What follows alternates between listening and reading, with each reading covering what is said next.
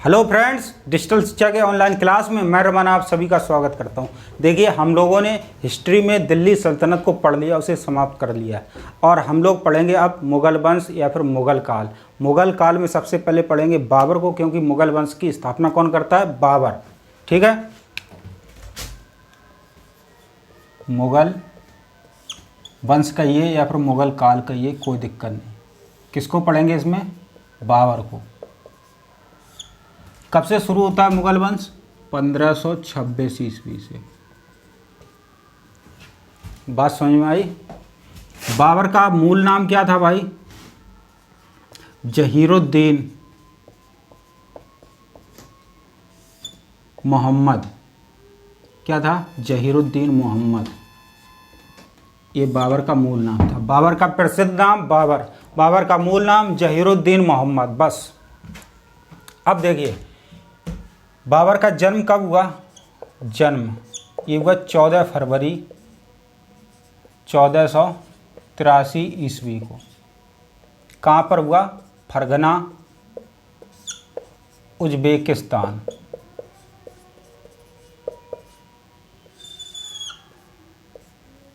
कहाँ पर? 14 फरवरी 1483 ईस्वी में, फरगना, उज्बेकिस्तान। इसके पिता को देखिए, पिता कौन थे भाई? पिता उमर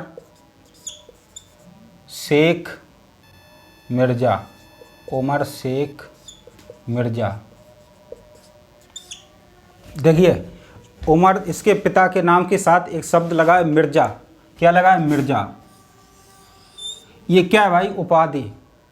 क्या उपाधि? उमर शेख मिर्ज़ा। मिर्ज़ा क्या है? उपाधि। बाबर की खानदानी उपाधि क्या थी? मिर्ज़ा। वंशज से मिली उपाधि कौन सी थी? मिर्ज़ा। प्रश्न पूछा जाए, बाबर की खानदानी उपाधि, मिर्ज़ा की उपाधि। ये क्या है? उपाधि। बात समझ में आई? इसकी माता, माता कौन थी? कुतुबुल निगार खान।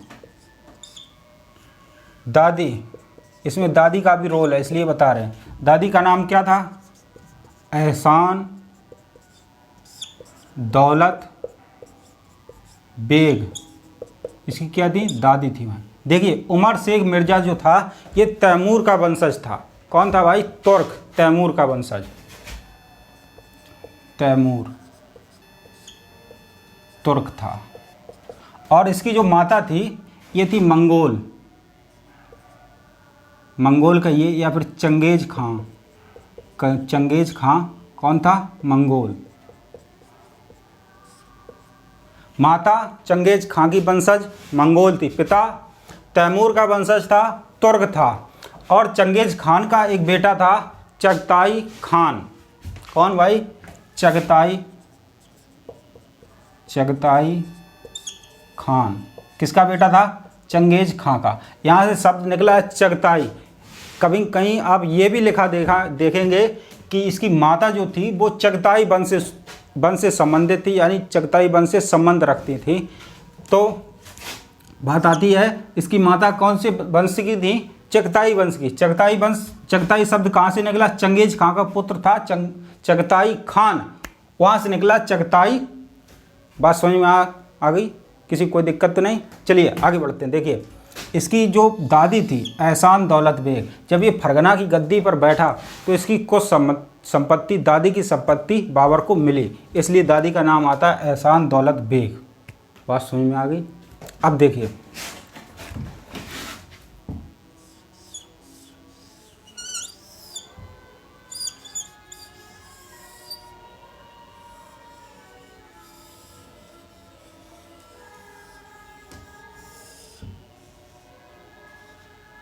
ये है अपना प्यारा हिंदुस्तान, और यहाँ पर एक है भिखारी देश पाकिस्तान, और ये है अफ़गानिस्तान। और यहाँ पर क्या पड़ता है भाई? उज्बेकिस्तान। उज्बेकिस्तान।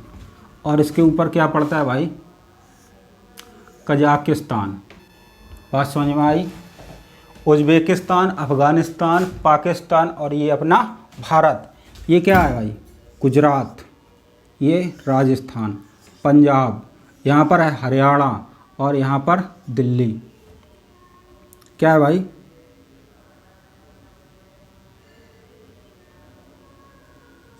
ये देखिए क्या है, राजस्थान, पंजाब और ये हरियाणा और ये है अपना यूपी, ये है बिहार और ये है बंगाल। बात समझ में आई? गुजरात, राजस्थान, पंजाब, हरियाणा, यूपी और यहाँ पर क्या है भाई? दिल्ली। ये क्या है? अपना उत्तर प्रदेश, ये है बिहार और ये है बंगाल।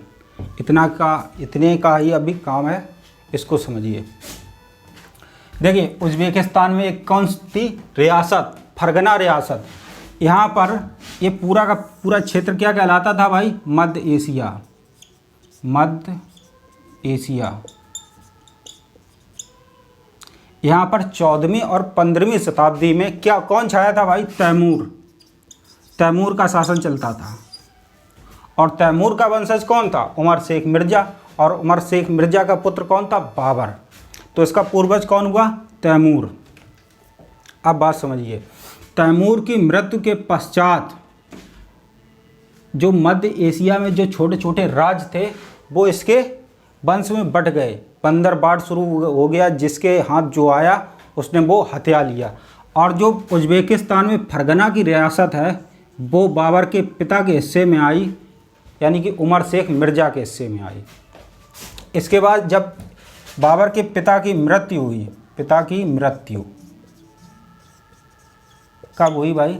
1494 ईस्वी में। तो इसके बाद बाबर फरगना की गद्दी पर बैठा। तब बाबर कितने वर्ष का था भाई? बताइए। 1483 से 1494 तक कितना समय हुआ? कुल 11 वर्ष की अवस्था में, अल्प अवस्था में बाबर फरगना की गद्दी पर बैठा। शुरू से ही बाबर क्या था? जब फरगना की गद्दी पर बैठा तो इसके दादी से इसे विरासत में कुछ संपत्ति मिली। किसको? बाबर को। इसीलिए दादी का नाम आता है। जब बाबर फरगना की गद्दी पर बैठा तो शुरुआत से बाबर क्या भाई? महत्वाकांक्षी, यानी कि विस्तारवादी, साम्राज्य विस्तार की सोच रखता था और फरगना की रियासत थी एक बहुत छोटी। इसके बाद बाबर सबसे पहला आक्रमण करता है समरकंद में। कहाँ पर भाई? उज्बेकिस्तान, समरकंद में। उज्बेकिस्तान का एक बड़ा शहर है, उसको जीत लेता है। किसको भाई? उज्बेकिस्तान को। उज्बेकिस्तान को जीतने के पश्चात जब ये फरगना लौटता है तो देखता है कि फरगना में विद्रोह हो चुका है। उसका चचेरा भाई जहांगीर मिर्ज़ा फरगना की गद्दी पर अपना अधिकार कर लेता है बाबर के लौटने पर। ठीक है, तो बाबर ने समरकंद जीता। इसके बाद इसके साथ ही उसके हाथ से क्या चला गया भाई? फरगना का राज्य चला गया बाबर के हाथ से। समरकंद जीता और जब वापस जाता है समरकंद तो देखता है कि बाबर समरकंद में विद्रोह हो गया और उज्बेकों ने समरकंद को हथिया लिया। इसके बाद बाबर दोबारा समरकंद पर आक्रमण करता है और समरकंद को फिर जीत लेता है और अपना सत्ता स्थापित कर लेता है। कौन? बाबर। समरकंद को दोबारा हथिया लेता है, अपनी सत्ता स्थापित कर लेता है। इसके बाद देखिए एक युद्ध हुआ है सरे पुल का युद्ध। किसके साथ? उज्बेकों के साथ। क्योंकि बाबर समरकंद में ज़्यादा रहा नहीं और वहाँ से भी अपने सत्ता से हाथ धो बैठा, वहाँ पर भी विद्रोह हो चुका था। इसके बाद युद्ध होता है सरे पुल का युद्ध। पहले कहाँ का शासक था? फरगना का। फरगना के बाद किसको जीता? समरकंद को। समरकंद को जीतने के बाद जब लौटा तो फरगना में विद्रोह हो चुका था। उसका चचेरा भाई जहांगीर मिर्ज़ा फरगना की गद्दी को हथिया लिया था। इसके बाद समरकंद में दोबारा विद्रोह हो गया और समरकंद का भी शासन चला गया। अब ना बाबर के पास फरगना रहा और ना ही समरकंद रहा। इसके बाद उज्बेकों के साथ युद्ध होता है सरे पुल का युद्ध। इस युद्ध में बाबर को उज्बेक हरा देते हैं। किस पद्धति से भाई? तुगलमा पद्धति से, उज्बेक पद्धति से। यहीं से बाबर ने सीखी तुगलमा या फिर उज्बेक पद्धति। अभी हम आपको बताएंगे आगे, ठीक है? आप किसी बात की कोई टेंशन नहीं लीजिए, एक एक फैक्ट आपको बताएंगे जो परीक्षा में पूछे जाते हैं। इसके बाद बाबर सरे पुल के युद्ध के बाद आगे बढ़ता है, अफगानिस्तान में आता है और काबुल को जीतता है। काबुल में कुछ देर रहता है। इसके बाद आक्रमण करता है गजनी और काबुल और गजनी को फिर जीत लेता है। इसके बाद किसके बाद भाई? सरे पुल के युद्ध के बाद बाबर काबुल जो कि अफ़गानिस्तान और गजनी दोनों को जीत लेता, दोनों रियासत को। लेकिन काबुल में इतनी गरीबी थी कि वहाँ पर कुछ था ही नहीं बाबर के लिए। वहाँ पर आय का एक मुख्य साधन था जो बाबर अपने सैनिकों से लिया करता था, वो था तमगा टैक्स। क्या था भाई? तमगा टैक्स। तमगा ये बाबर अपनी सेना से और वहाँ की जनता से लिया करता था आयात और निर्यात पर। काबुल में आय का मुख्य साधन था बाबर का तमगा टैक्स। अब बाबर कहाँ था भाई? अफ़गानिस्तान में। पहले ये पाकिस्तान नहीं था, पाकिस्तान तो अभी बना है आज़ादी के समय, तब ये भारत का हिस्सा हुआ करता था। और यहाँ पर पंजाब में, पंजाब और लाहौर का एक मुश्त क्या था भाई? प्रांत था, एक इकट्ठा जगह थी। क्या थी भाई? पंजाब और लाहौर। और इसे किस नाम से जाना जाता था? लाहौर के नाम से। बात समझ में आ गई? अभी कहाँ है बाबर? काबुल में। काबुल में। अब देखिए आइए हिंदुस्तान में, ये है दिल्ली। दिल्ली पर इस समय किसका शासन था भाई? इब्राहिम लोदी का। किसका? ये है दिल्ली। यहाँ पर किसका शासन था? इब्राहिम लोदी। इब्राहिम लोदी, लोदी वंश का तीसरा शासक इब्राहिम लोदी का शासन था दिल्ली पर। और इसका जो एक वंश का व्यक्ति था यहाँ पर लाहौर में, ये सूबेदार था। कौन भाई? दौलत खान। ये इसी का वंश का था व्यक्ति, दौलत खान। ये लाहौर पंजाब का क्या था भाई? सूबेदार था। इसके बाद इसका चाचा था आलम खान। कौन? आलम खान। कहाँ था? दिल्ली में, आलम खान। और राजस्थान यानी मेवाड़ का राज्य कौन संभाल रहा था? सांगा, राणा सांगा। सांगा। बात समझ में आ गई? दिल्ली में कौन था? इब्राहिम लोदी और आलम खान। पंजाब में कौन था? इब्राहिम लोदी का एक सूबेदार था दौलत खान। और इब्राहिम लोदी दिल्ली में, इसका चाचा आलम खान ये भी दिल्ली में। राजस्थान का राज्य कौन संभाल रहा था? यानी मेवाड़ का राणा सांगा। बात समझ में आई? अब बाबर कहाँ था? अफ़गानिस्तान में। अब ये जो दौलत खान है, इसी के वंश का, किसका? इब्राहिम लोदी के वंश का। ये बाबर को एक पत्र भेजता है। किसको भाई? बाबर को एक पत्र भेजता है। बाबर को एक पत्र भेजता है और उसमें कहता है कि आप दिल्ली पर आक्रमण कीजिए, दिल्ली को लूट लीजिए और दिल्ली को लूटने के पश्चात आप वापस अफ़गानिस्तान चले जाइए और दिल्ली की सत्ता हमें सौंप दीजिए। जब ये बात राणा सांगा को पता चली कि बाबर काबुल आ चुका है आक्रमण करते करते, तो ये बात, तो राणा सांगा भी एक पत्र लिखता है, एक दूत भेजता है। कहाँ पर? काबुल, बाबर के पास। और ये कहता है कि इस समय दिल्ली में इब्राहिम लोदी का शासन है, यहाँ पर आइए बाबर और आक्रमण कीजिए, दिल्ली को लूटिए, इसके बाद दिल्ली की जो सत्ता है वो हमें दे दीजिए और आप वापस चले जाइए। लेकिन इन लोगों को ये नहीं पता था कि बाबर पीछे अपना फरगना, समरकंद, गजनी और काबुल सब कुछ हार चुका है। अब उसके पास कोई रास्ता नहीं है। बाबर इसी मौके की तलाश में था। बाबर इसकी नज़र में भी था। बाबर अपनी तुजो के बाबरी आत्मकथा में लिखता है कि हमें पता था कि हिंदुस्तान एक सोने की चिड़िया है। ये बात बाबर को पता थी। और बाबर के पास ना तो कोई राज्य बचा था क्योंकि वो सब हार चुका था, और ना ही पैसा था, धन था। इसलिए बाबर यहाँ बढ़ता है कहाँ पर? पंजाब और लाहौर के क्षेत्र में। पहला आक्रमण करता है कहाँ पर भाई? बाजौर। इस क्षेत्र में, पंजाब और लाहौर के क्षेत्र में बाजौर पर आक्रमण करता है। कब भाई? 1519 ईस्वी में। ये बाजौर पर जो आक्रमण था, हिंदुस्तान में बाबर का पहला आक्रमण था। वैसे देखें तो बाबर का कौन सा था? 5वां आक्रमण। हिंदुस्तान में बाबर का पहला आक्रमण, और वैसे देखें तो बाबर का 5वां आक्रमण था। यहाँ पर एक किला था। कौन सा भाई? भेरा का किला। बाबर को रहने के लिए कोई विशेष जगह नहीं थी, तो इसने क्या किया? बाजौर में जो भेरा का किला था, इस भेरा के किला को जीतने के लिए बाबर ने भेरा के किला के आसपास क्या भाई? बारूद बिछा दिया। बारूद बिछाने के बाद उसमें विस्फोट कर दिया और भेरा के किला की दीवारों को तोड़ दिया और भेरा के किला को जीत लिया। अब बाबर के पास ये किला था, लेकिन इसकी सेना और बाबर के लिए एक किला छोटा था, पर्याप्त नहीं था। इसके बाद देखिए, पहली बार बारूद का प्रयोग कहाँ किया बाबर ने? भेरा के किला में। और बाबर के पास मात्र और मात्र कितनी भाई, 12,000 की फौज थी, 12,000 की। अब ये आगे बढ़ने लगा और यहाँ पर जब बाजौर में आया तो एक पत्र लिखता है इब्राहिम लोदी को और कहता है कि दिल्ली की गद्दी हमें सौंप दीजिए, क्योंकि दिल्ली की गद्दी मेरे पूर्वजों की है, तैमूर की है, क्योंकि तैमूर लंग ने तुगलक वंश के अंतिम शासक को हरा दिया था और अपने एक सेवक को यानी खिज्र खां को सैयद वंश की स्थापना जिसने की उसको गद्दी पर बैठा दिया था। तो ऐसे बाबर अपना अधिकार समझता था कि बाबर दिल्ली की गद्दी मेरे पूर्वजों की है यानी कि तैमूर की है। तो ये पत्र जब इब्राहिम लोदी को मिला तो उसने कहा कि हम ऐसा बिल्कुल नहीं करेंगे और युद्ध को आपके चैलेंज को एक्सेप्ट करते हैं, स्वीकार करते हैं। अब बाबर पंजाब होते हुए कहाँ पर आता है भाई, हरियाणा, पानीपत के मैदान में आता है। पानीपत के मैदान में बाबर ने अपनी सेना को लगा दिया और इधर से इब्राहिम लोदी पानीपत के युद्ध में पहुंचा और अपनी सेना को लगा दिया। आमने सामने दोनों सेनाएं थीं।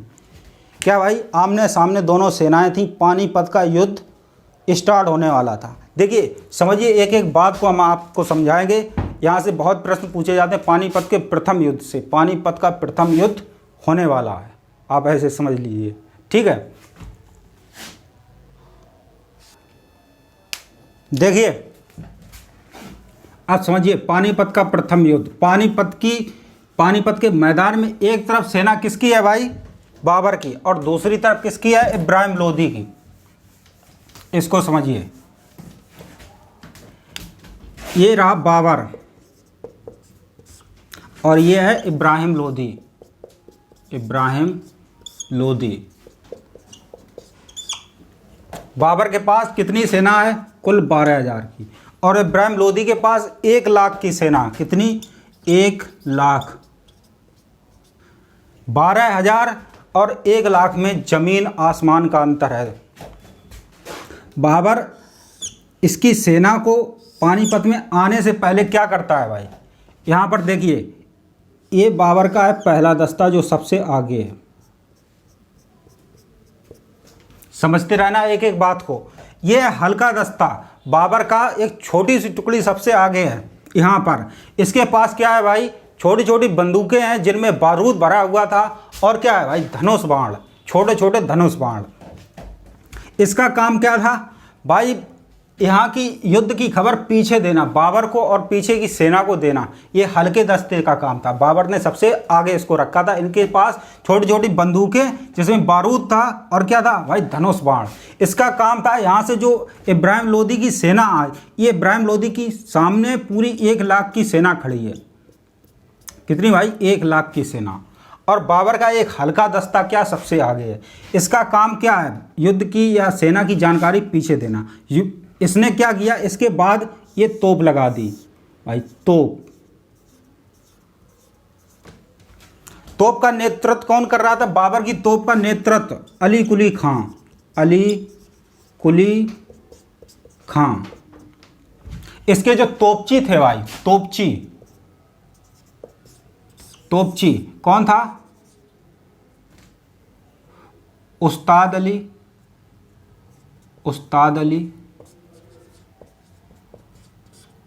और मुस्तफ़ा खान। ये इसका मुस्तफ़ा खान जो था वो मैन तोपची था बाबर का, और एक तोपची कौन था भाई, उस्ताद अली।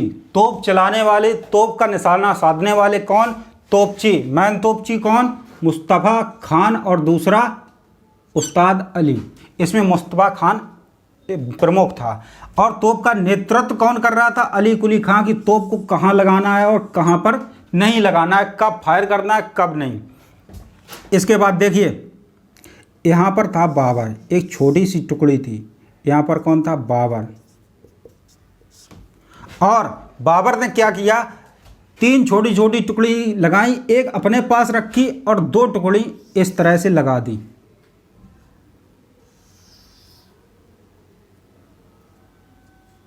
देखिए एक एक बात को समझना, तब समझ में आएगा। ये टुकड़ी सामने इब्राहिम लोदी की सेना को नहीं दिखती थी और बाबर सबसे पीछे था, एक छोटी सी टुकड़ी को। जब युद्ध होता है तो इब्राहिम लोदी की 1 लाख की सेना सब बिल्कुल सामने खड़ी थी। और ये सेना युद्ध की पहल किसकी तरफ से होती है? इब्राहिम लोदी की तरफ से। जबकि बाबर की सेना की मुख्य बात क्या थी? बाबर की सेना अपनी जगह से एक भी कदम या फिर आगे नहीं बढ़ी। पहल किसकी तरफ से हुई? इब्राहिम लोदी की तरफ से। इब्राहिम लोदी ने आक्रमण का आदेश दे दिया।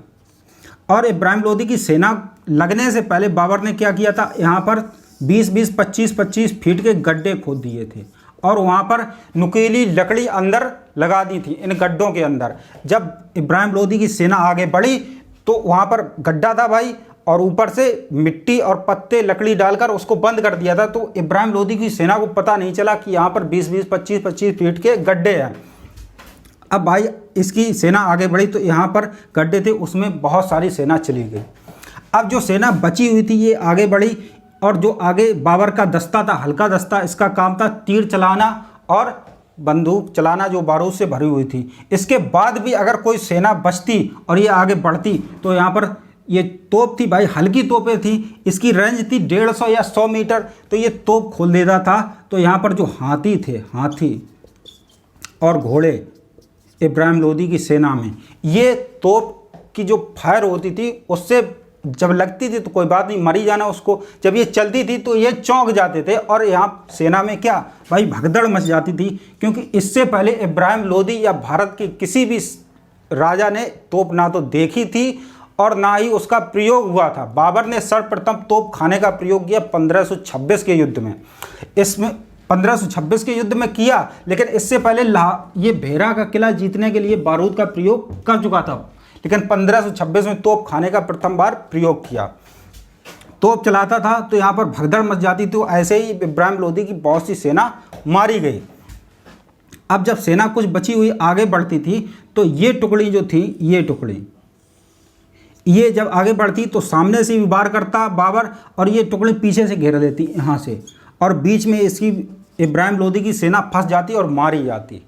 ये पद्धति थी किसकी भाई? बाबर की। ये पद्धति क्या कहलाई? ये कहाँ से सीखी थी? बाबर ने सर पुल के युद्ध से उज्बेकों से सीखी थी। तो वहाँ पर ये पद्धति क्या कहलाई? उज्बेक। और भारत में ये पद्धति क्या कहलाई? तुगलुमा। तुगलुमा पद्धति। फौज को सजाने की पद्धति कैसी थी? तुगलुमा पद्धति कहलाई। और तोप को सजाने की पद्धति क्या कहलाई भाई? रूमी या फिर उस्मानिया। प्रश्न पूछा जाता है कि बाबर ने तोप सजाने की पद्धति क्या कहलाई? रूमी या उस्मानिया। सेना को सजाने की पद्धति क्या कहलाई? उज्बेक या फिर तुगलुमा। बाबर ने प्रथम बार 1526 के पानीपत के प्रथम युद्ध में तोप खाने का प्रयोग किया। ये बात आप याद रखना, प्रश्न पूछा जाता है। बात समझ में आ गई? देखिए, जिस दिन युद्ध हुआ, कब? 21 अप्रैल 1526 को हुआ। मात्र 6 घंटे में बाबर ने इब्राहिम लोदी की 1 लाख की सेना को हरा दिया। कितनी भाई? 1 लाख की सेना को।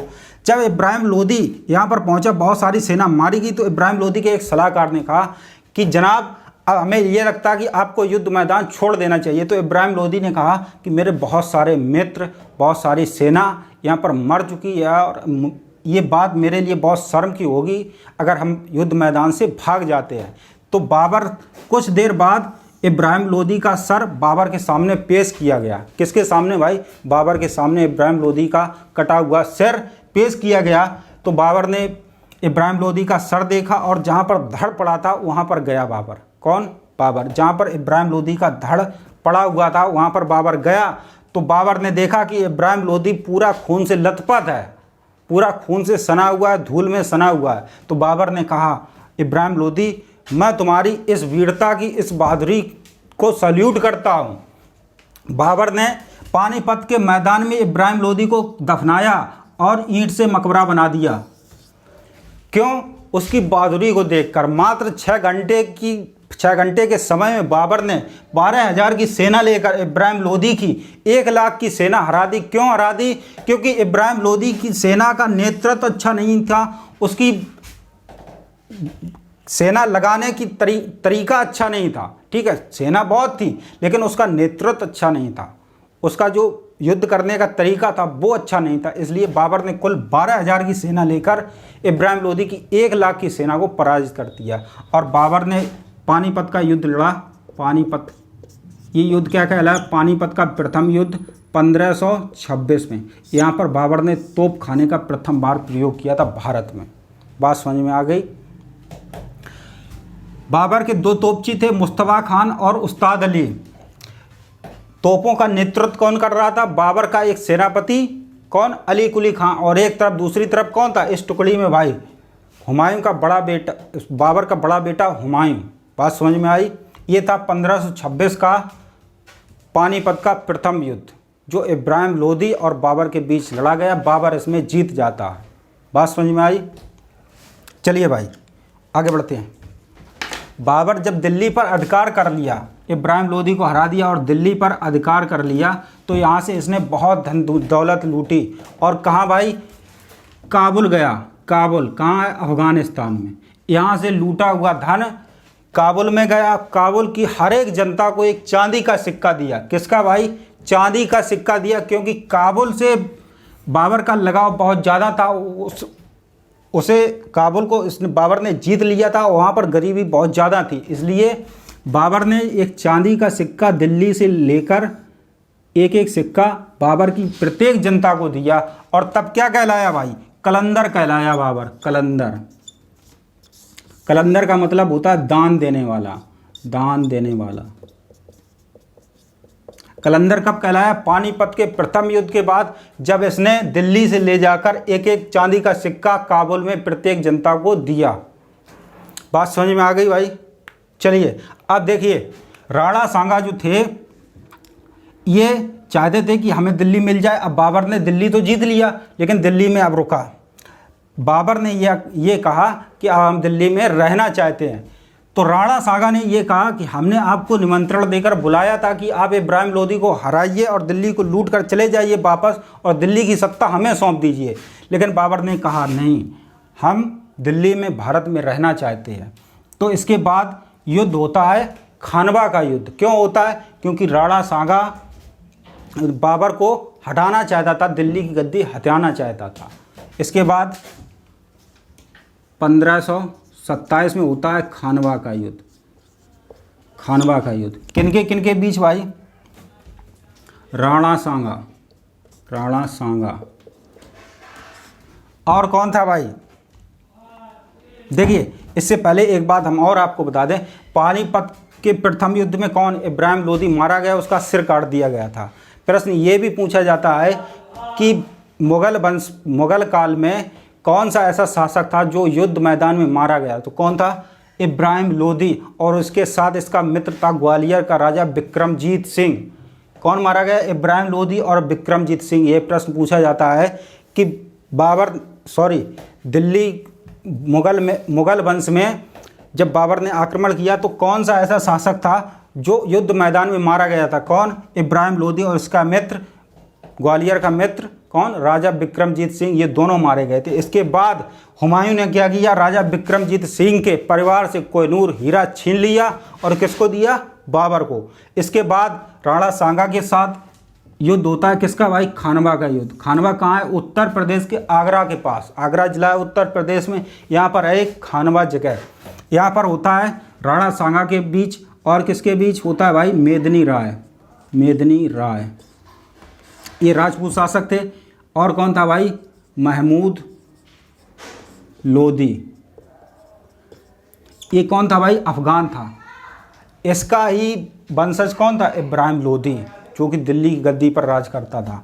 और कौन था? आलम खान। आलम खान। अब इनकी संयुक्त सेना है। एक तरफ है बाबर, और बाबर की वही स्टाइल तोप खाने का प्रयोग और तुगलमानीत पद्धति को अपनाता हुआ ये युद्ध जीत लेता है। कौन भाई? खानवा का युद्ध भी बाबर जीत लेता है। इसके बाद जब ये खानवा का युद्ध जीत गया तो बाबर क्या कहलाया भाई? गाजी। गाजी का मतलब होता है विजेता, योद्धा, युद्ध लड़ने वाला। बाबर ने गाजी की उपाधि कब धारण की भाई? खानवा के युद्ध जीतने के बाद। प्रश्न पूछा जाता है कि बाबर ने गाजी की उपाधि कब धारण की? तो भाई खानवा के युद्ध के बाद। और प्रथम बार तोप खाने का प्रयोग कब किया? बारूद का प्रयोग कब किया? 1526 के पानीपत के युद्ध में। बात समझ में आ गई। राणा सांगा हार जाता है, ये सेना हार जाती है। और ये जो अफगान थे महमूद लोदी और आलम खान ये बिहार की तरफ भाग जाते हैं। इसके बाद देखिए अगला युद्ध होता है 1528 में। कौन सा? चंदेरी का युद्ध। चंदेरी का युद्ध होता है किनके बीच? मेदिनी राय और किसके बीच? बाबर के बीच। क्यों होता है? क्योंकि खानवा के युद्ध में मेदिनी राय ने राणा सांगा का साथ दिया था, इसलिए ये युद्ध होता है बाबर और मेदिनी राय के बीच। बाबर की वही स्टाइल, तोप खाने का प्रयोग। भाई तोप के आगे कौन टिक सकता था? उस समय भारत में तोप कहीं नहीं थी, कोई जानता भी नहीं था कि तोप क्या होती है। बाबर ये युद्ध भी जीत लेता है और इस युद्ध के पश्चात जब समाप्त होता है युद्ध, तो बाबर एक अपने सैनिकों से कहता है कि राजपूत राजाओं की जो सर है, उनकी खोपड़ियां हैं, उनके बुर्ज बनाइए। बुर्ज और मीनार, बुर्ज या फिर मीनार कहिए, इनकी राजपूत शासकों की जो खोपड़ियां कटी थी युद्ध में, किसमें? चंदेरी के युद्ध में, इसकी बाबर क्या बनवाता है? एक के ऊपर एक रखकर सर क्या बनवाता है? बुर्ज कहिए या फिर मीनार कहिए। बात समझ में आ गई? और यहाँ पर देखिए खानवा के युद्ध में एक प्रश्न और पूछा जाता है, इसको छोड़ दीजिए। यहाँ पर देखिए कि बाबर ने यहीं पर अपनी सेना को जिहाद का नारा दिया। क्यों? क्योंकि ये सेना का मनोबल, बाबर की सेना का मनोबल टूट चुका था, बहुत युद्ध लड़ चुकी थी। जब खानवा का युद्ध हुआ राणा सांगा के साथ, तो बाबर ने कहा अपने धर्म को बचाइए, धर्म के लिए जिहाद करिए। इसने जिहाद का नारा दिया। किस युद्ध में? खानवा के युद्ध में। और एक बात कही कि हम अपनी सेना से जो टैक्स लेते हैं, तमगा टैक्स, ये हम समाप्त कर देंगे। तो खानवा के युद्ध में क्या क्या किया? जिहाद का नारा दिया बाबर ने, और क्या? तमगा टैक्स जो अपने सैनिकों से लिया करता था, ये समाप्त कर दिया। बात समझ में आ गई? खानवा के युद्ध, ये प्रश्न भी पूछे जाते हैं इसलिए बता दिए। जिहाद का नारा खानवा के युद्ध में, तमगा टैक्स खानवा के युद्ध में समाप्त कर दिया। ठीक है। और चंदेरी के युद्ध में 1528 ईस्वी में क्या भाई? राजपूत शासकों के बुर्ज बनाने के लिए कहता है, उसके सर के बुर्ज या मीनार बनाने के लिए कहता है। इसके बाद बाबर ये युद्ध जीत जाता है। इसके बाद युद्ध होता है भाई घाघरा का 1529 में। किसका भाई? घाघरा का युद्ध। ये किनके बीच थे? जो ये महमूद लोदी, आलम खान वगैरह जो बंगाल की तरफ, बिहार की तरफ भाग गए थे, इनके बीच होता अफगान और किसके बीच? ये कैसे थे भाई? अफगान से संबंधित थे, अफगान मुस्लिम थे। बाकी सब जो लोदी वंश से पहले सल्तनत काल में शासक रहे, वो सब क्या थे? तुर्क थे। और लोदी वंश के शासक कौन थे? अफगान थे। इनके बीच और बाबर के बीच बाबर ये भी युद्ध जीत जाता है। कौन सा? घाघरा का युद्ध। बात समझ में आ गई? ये थे बाबर के युद्ध। अब चलिए आगे बढ़ते हैं, बाबर के बारे में कुछ जानकारी लेते हैं, वहाँ से भी प्रश्न पूछे जाते हैं। कौन से युद्ध लड़े? देखिए कहाँ होता है जगह नीचे। बाबर ने कितने युद्ध लड़े? 4, और चारों में जीता। कौन सा? पानीपत का प्रथम युद्ध कब लड़ा? 1526 ईस्वी में। इसके बाद खानवा। पानीपत के प्रथम युद्ध में क्या किया भाई बाबर ने? तोप खाने का प्रथम बार प्रयोग किया, बारूद का प्रयोग किया पानीपत के प्रथम युद्ध में इब्राहिम लोदी के खिलाफ। इसके बाद खानवा का युद्ध होता है किसके बीच? सांगा के बीच। कब होता है? 1527 ईस्वी में। इसमें क्या किया भाई? इसने जिहाद का नारा दिया खानवा के युद्ध में, और अपनी सेना से लेने वाला टैक्स जो था तमगा, इसे समाप्त कर दिया। इसके बाद कौन सा युद्ध होता है भाई? चंदेरी का युद्ध। चंदेरी कब होता है? 1528 में। इसमें क्या किया? राजपूत शासकों के जो सिर कटे थे, उसका बुर्ज या मीनार बनाने के लिए कहता है बाबर। उसके बाद देखिए कौन सा? घाघरा का युद्ध हुआ। घाघरा का युद्ध किनके बीच हुआ? अफगानों और बाबर के बीच। कब हुआ? 1529 ईस्वी में। और 1530 में बाबर की क्या हो जाती है? मृत्यु। कहाँ पर? आगरा में। आप समझिए बाबर के बारे में कुछ इंपॉर्टेंट बातें। इसको हटा हुआ है।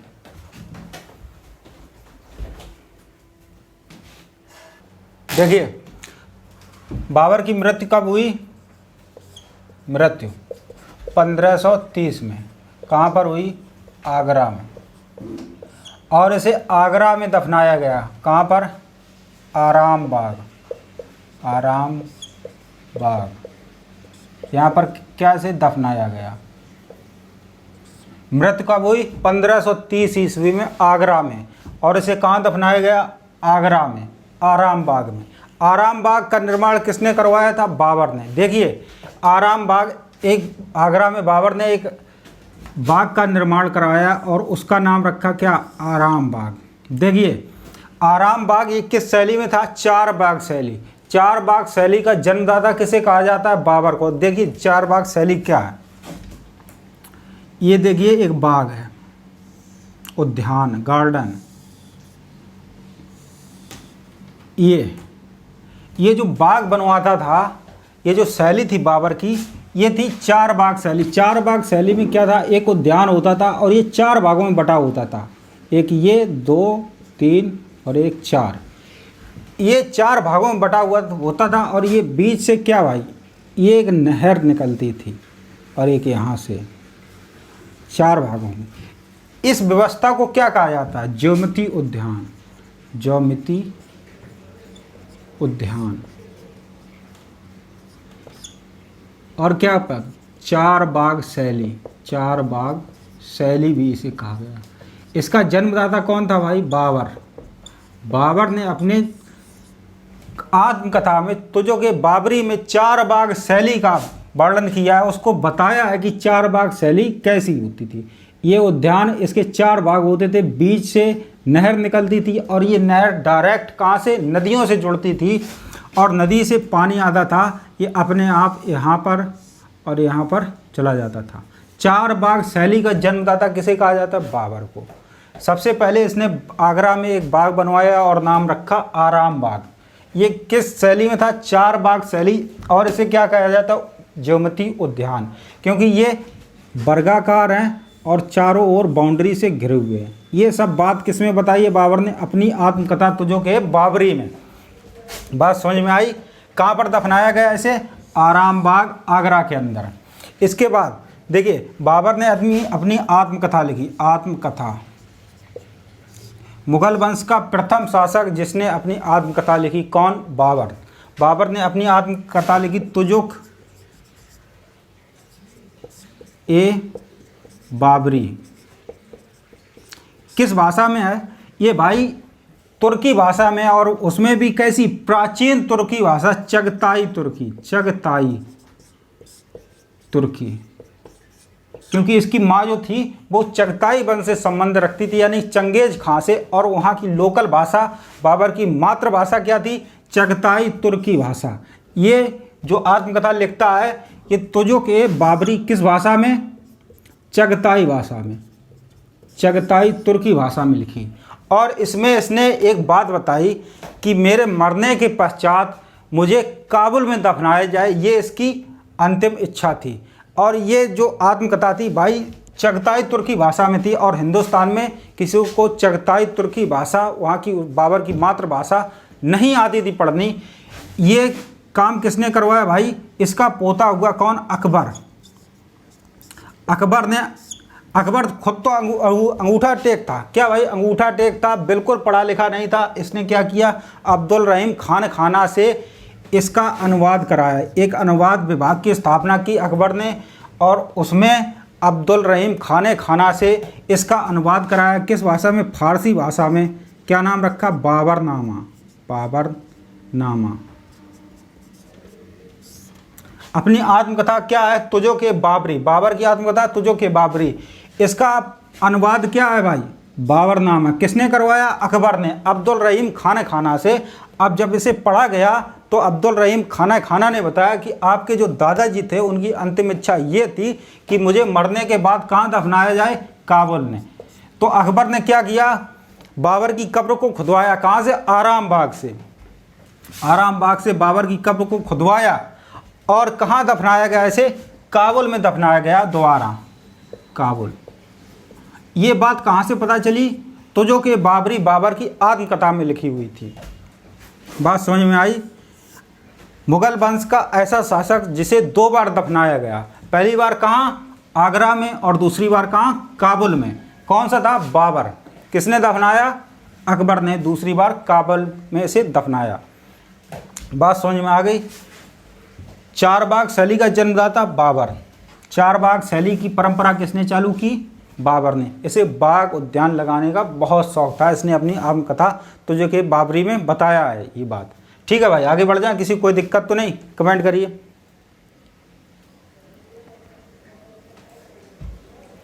चलिए भाई, और देखिए और क्या माना जाता है इसे? मुबैयान। मुबैयान पद शैली का जनक माना जाता है। किसे? बाबर को। मुबैयान पद शैली जो थी, ये इसका प्रयोग इसने बाबर ने अपनी आत्मकथा तुझो के बाबरी में कुछ पदों का प्रयोग किया था लिखने में, उसे कहा गया मुबैयान पद शैली। इसका जनक कौन? बाबर। बात समझ में आ गई? मुबैयान पद शैली का जनक कौन है? बाबर। चारबाग शैली का जनक कौन है? बाबर। इसके बाद तुझो के बाबरी किसकी आत्मकथा है? बाबर। अनुवाद किसने कराया? अकबर ने। क्या नाम रखा? बाबरनामा। पहली बार कहाँ दफनाया गया? आगरा के आराम बाग में। दूसरी बार कहाँ दफनाया गया? काबुल में। बात समझ में आई? अब देखिए, इसने पद पादशाही की स्थापना की। ये क्या है भाई? पद पादशाही। इसने बताया इस पद पादशाही की स्थापना में कि मेरे वंश के, मुगल वंश के जितने भी शासक होंगे उनके पास अपने आप क्या होगी? बादशाह की उपाधि। उन्हें किस नाम से जाना जाएगा? बादशाह के नाम से। और यहीं से सुल्तान बनने की परंपरा, उसको उपाधि धारण करने की परंपरा का खंडन हो जाता है। कौन करता है? बाबर। और बाबर क्या करता है? पद पादशाही की स्थापना करता है। इसके बाद मुगल वंश में जितने भी शासक हुए, चाहे वो अकबर हो, जहांगीर हो, सबके सब क्या? बादशाह कहलाए भाई। बादशाह की परंपरा किसने चालू की? बाबर ने। सुल्तान बनने की परंपरा को किसने तोड़ा? बाबर ने। बात समझ में आ गई? बाबर के 4 पुत्र थे। कौन से भाई? 4 पुत्र। हुमायूं, इसके बाद कामरान, अस्करी और हिंदाल। ये थे 4 पुत्र बाबर के। 1 2 3 और 1 4। सबसे बड़ा पुत्र कौन था भाई? हुमायूं। बाबर अपने जीते जी ये चाहता था, ये बात बता दी थी कि आप लोग आपस में मत लड़ना, मेरे मरने के पश्चात मेरा जो राज्य है, जीते हुए राज्य हैं, उनको आपस में बांट लेना, लड़ाई मत करना है। ये बाबर चाहता था, ये बाबर की इच्छा थी। उसने इच्छा व्यक्त की थी अपने मरने से पहले। ये बात हुमायूं को बताई थी, अपने बेटों को बताई थी। अब देखिए, अब राज्य का बंटवारा होता है, किसी कोई दिक्कत तो नहीं है? देखिए, हुमायूं के हिस्से में कौन सा राज्य आया? दिल्ली और आगरा का शासन किसने संभाला? हुमायूं ने। इसके बाद कौन था भाई? कामरान को क्या मिला? काबुल और कांधार। अस्करी जो था इसका तीसरा बेटा, इसको क्या मिला? संबल। और हिंदाल को अलवर मिला। ये राज्य अपने 4 बेटाओं में बट गए। इसके 4 पुत्रों ने बांट लिए। हुमायूं को दिल्ली आगरा, कामरान जो दूसरा बेटा था इसको काबुल कांधार, अस्करी को संबल और हिंदाल को अलवर। बात समझ में आई? ये था आपका बाबर। अगर आपको क्लास अच्छी लगी तो क्लास को लाइक करें, शेयर करें। अगर आप चैनल पर नए हैं तो चैनल को सब्सक्राइब करके बेल आइकन को प्रेस करते हैं। Thank you so much.